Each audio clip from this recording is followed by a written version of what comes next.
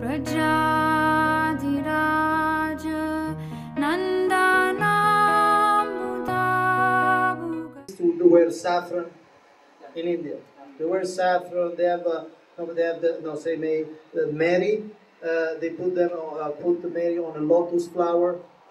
No, because some people think, oh, it's something I already have. Something already is common with me, like that. Because so the people, it's easy for them. Okay, so that's the first proposition. And we see that at least at the moment, in the case of ISKCON, is true, holds true. Their doctrines are non-empirical. You notice that many groups, when they make, say, for instance, prophecies, Jehovah Witness. Are you familiar with the Jehovah Witnesses? Yes? How many of you know them? Heard of it. You heard of them. It's another Christian group. We'll speak more about them. But they made the prophecies. Like, for instance, they made, one point they say, 1975, the world will end. It was their official policy. They were preaching and this and that. And in 1975, the world did not end. So they lost a lot of followers. And for a few years, it was harder for them to get new people. Because they moved their doctrine to an empirical field. Empirical means observable, not the scientifically, you can experiment on it. So he says, if you have empirical thing and then they don't work, then you're in trouble. So they say better the doctrines are empirical because, I mean, you can disprove the heaven, you cannot disprove hell. You follow? Or Goloka Vrindavan. You cannot disprove it.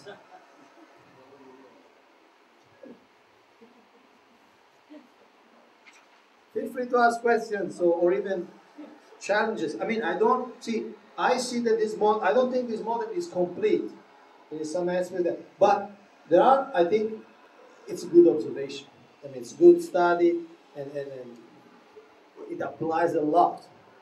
Number 3, they maintain a medium level of tension with their surrounding environment, are strict but not too strict. You see, basically, when a movement becomes just like the rest of the people, it loses its power. It loses its identity. It loses its boundaries. He calls, still with this analogy about economy, he calls the free riders. No? People get the free ride. They get the benefit of the religion without any investment, any costs. And he explained how this, like for instance, people, let me say maybe Christian, they never go to church, they never do anything as a Christian, they don't never preach Christianity, but if they have a marriage, they do in the church. If they have a funeral, they do in the church. You know, in other words, they have access to the services of the church without contributing anything. And this, he explains, lowers the level of commitment for everyone. Because, he says, more there are costs involved, and actually more there are rewards involved.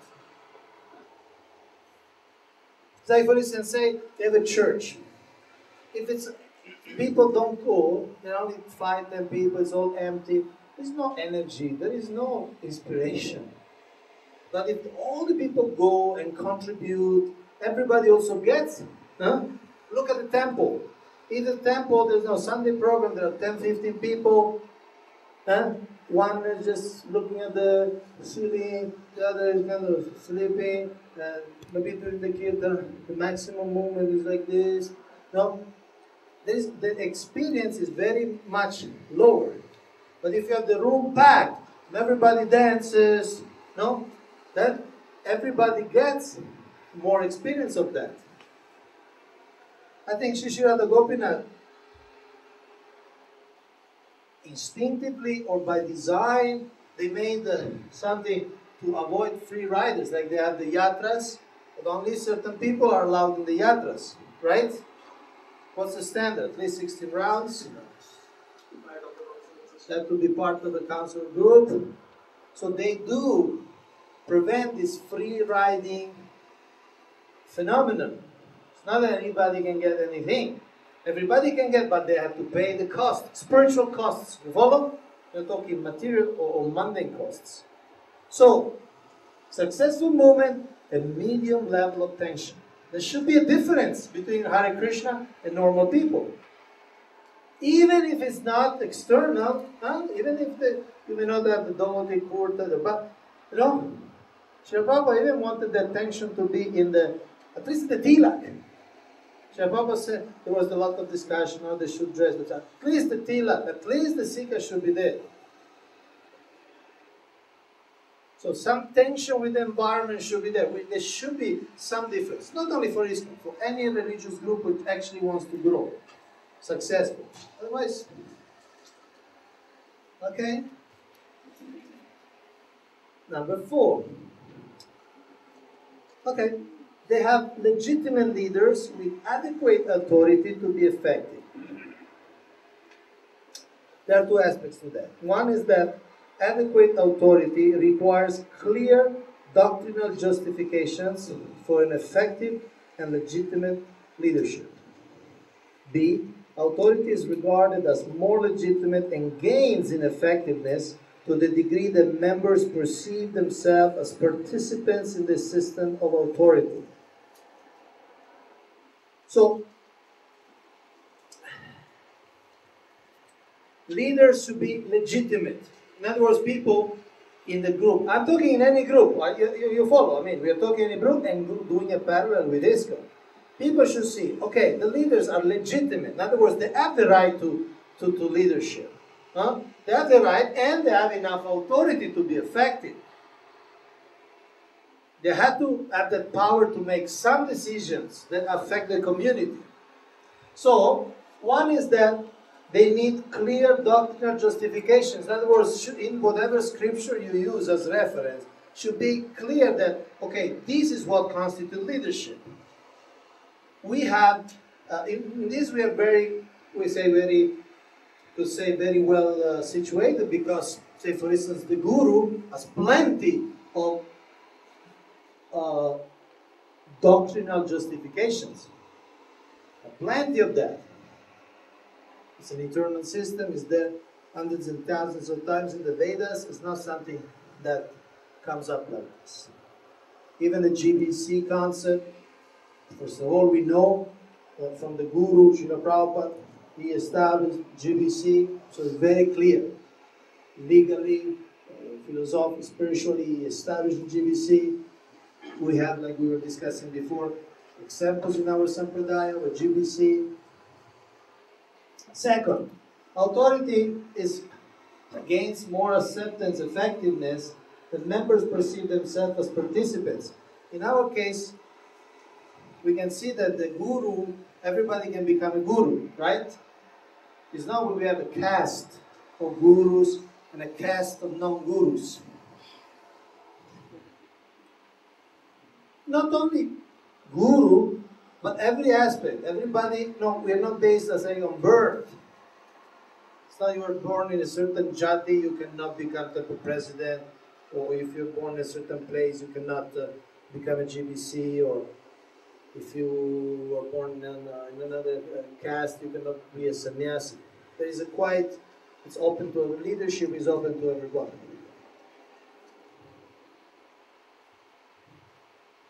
Clear? Any question?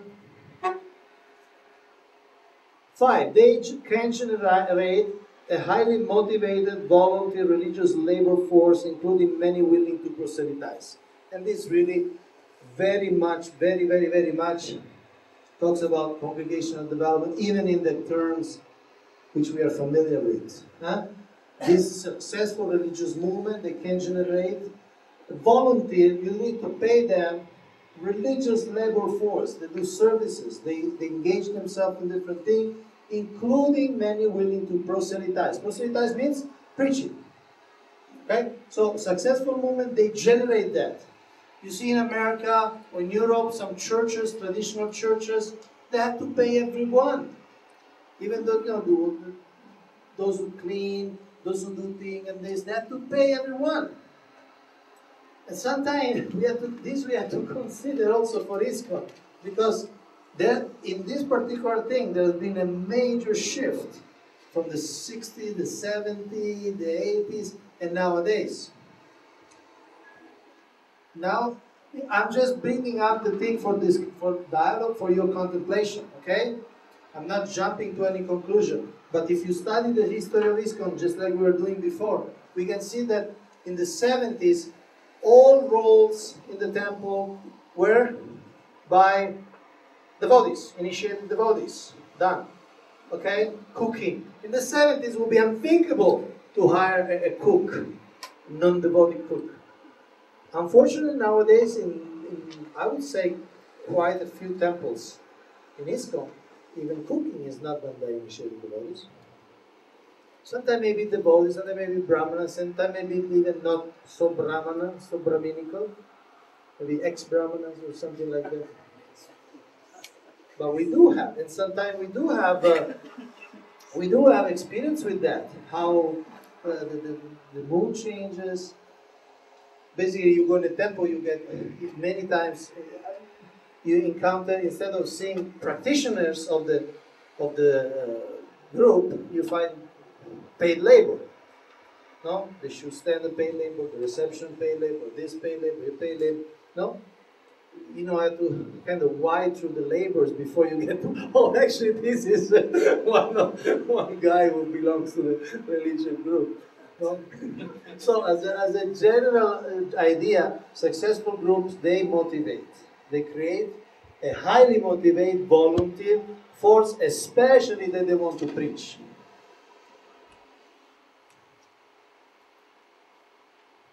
Yes? You want to say something?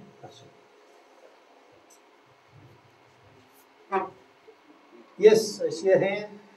Yes, Kaunteya Prabhu. Huh? What about paid congregation? Paid congregation? Devotee initiated. I'm not sure I grasp your question. What about devotees who get paid to do certain things? Well, in one sense that's different, because those are devotees who wants to serve, and we are talking about them. They want to serve. At the same time, they have some needs. They have a family to run. They have education for the children. They have paid rent, and they want to do. They have to do both. They want to do both, and they have to do both. I remember once in the Trivandrum, Tiruvananthapuram, was accompanying Jayapataka Maharaj, and there was a boy, congregation of devotee, but devotee, and he was serving as accountant in the temple. And he had a very deep moral and spiritual dilemma. And he came I was with Maharaj. He came to see Maharaj with this problem. He said, Maharaj, I want to serve the temple, but I need to take some money from the temple because I have my older mother. And so his decision was, I don't want to serve in the temple anymore because I don't want to take money from the temple. No? And then Maharaj just went, yeah, but your take at the time was, say, you take 1,000 rupees. If you work outside, you take 1,500. So already you need that money. And already the fact that you are taking less than what you make outside, that's already those 500 that you could make, that's already an offering to Krishna. He kind of reassured him you're not doing anything bad. Because he felt bad. I'm taking money from the temple, I don't want to take money. But again, somebody has to do that service and you need that money. So there's no contradiction. In other words, the motivation of the relation is not financial. These people are not